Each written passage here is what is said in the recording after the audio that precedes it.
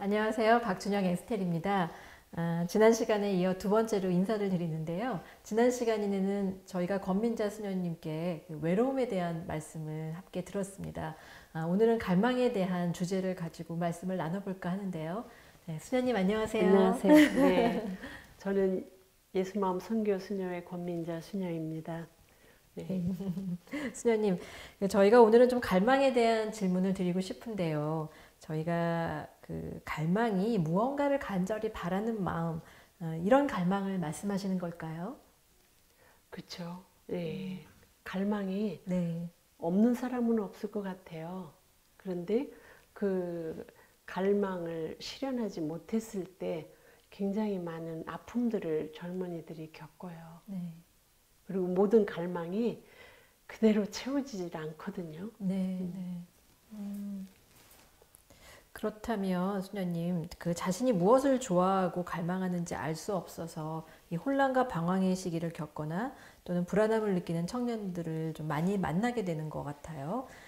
자신이 진정으로 원하는 것이 무엇인지를 알 수 없어서 혼란한 청년들에게 어떤 말씀과 도움을 주실 수 있으실까요? 네, 저는 그런 청년들에게 일단 좀 멈추는 시간을 갖도록 그렇게 조언을 해주고 싶은데요. 네. 멈춘다는 것은 예를 들어서 뭐 그 시험 공부를 뭐 3년째 다 이렇게 계속 네. 실패를 하면서도 계속 이어가려고 하는, 그러니까 혼란스럽고 네. 어떻게 할 수가 없잖아요. 그래서 그런 분들에게 일단 자기가 하는 거를 멈추고, 그리고 그 영적 여정을 좀 가도록 네. 초대를 하고 싶어요. 멈춰서 순례도 해보시고, 네. 또 걸어 다니면서 내면에서 자기 자신을 만나는 시간을 먼저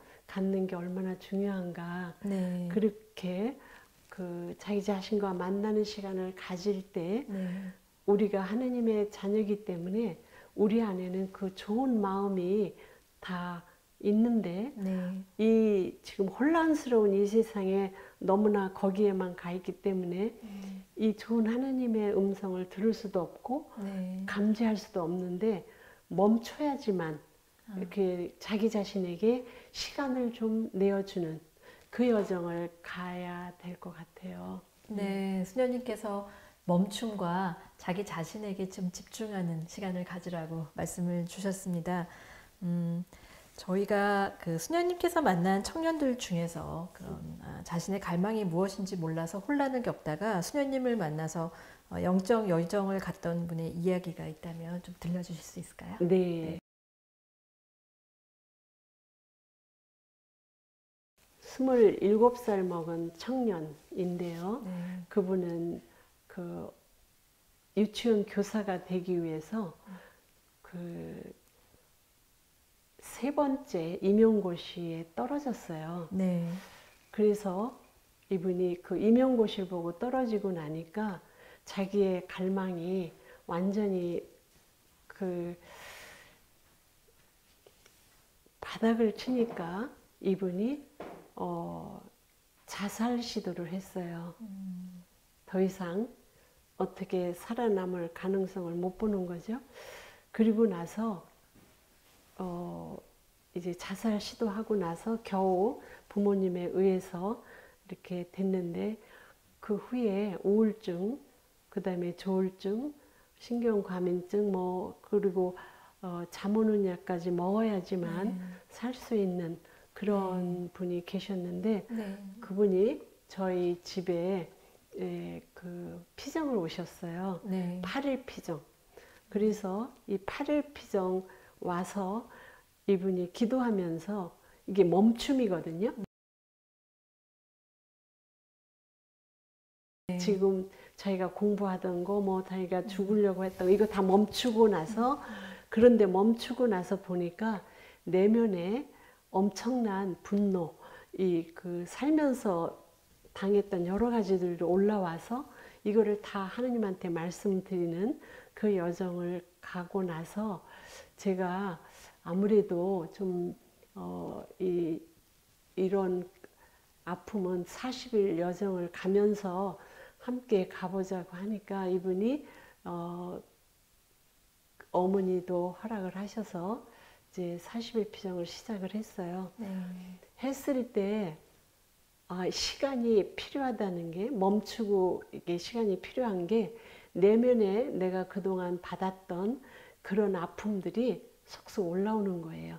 지금 임용고시 떨어진 것만이 아니라 어렸을 때 아빠한테 상처받은 거, 또 그 집안이 너무나 가난해서 20평 아파트에서 6명이 사는 여정을 20년을 가고 나니까 거기에서 오는 아픔들, 이런 거를 다 보면서 이걸 다 하느님한테 하소연하는 기도를 계속 했거든요.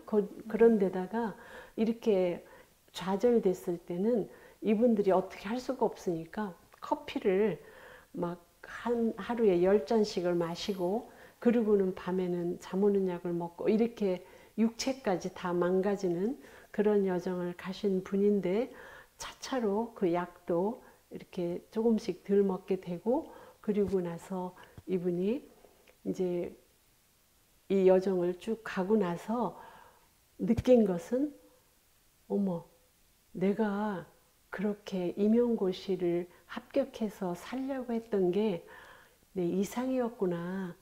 나는 어린아이들하고 재밌게 살아가는 게 더 좋은 건데, 나는 그 가난했던 나의 상황을 벗어 던지려고 임용고시에 매달렸구나. 자기 이상이 깨지는 아픔을 알아채고 나서 처음으로, 난생 처음으로 마음의 평안함을 느낀 거예요.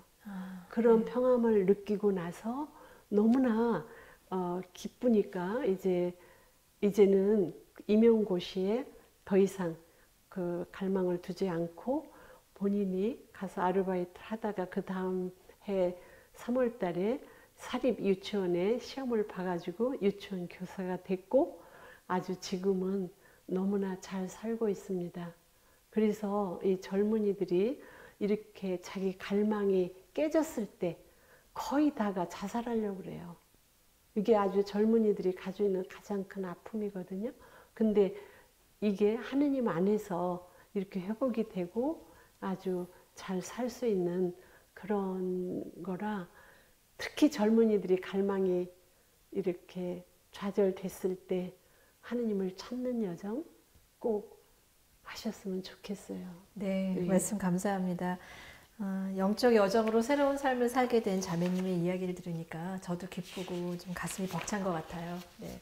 수녀님께서 영적 여정으로 초대를 하신 것이 청년들에게 얼마나 중요하고 필요한 일인지 더 잘 알 것 같습니다.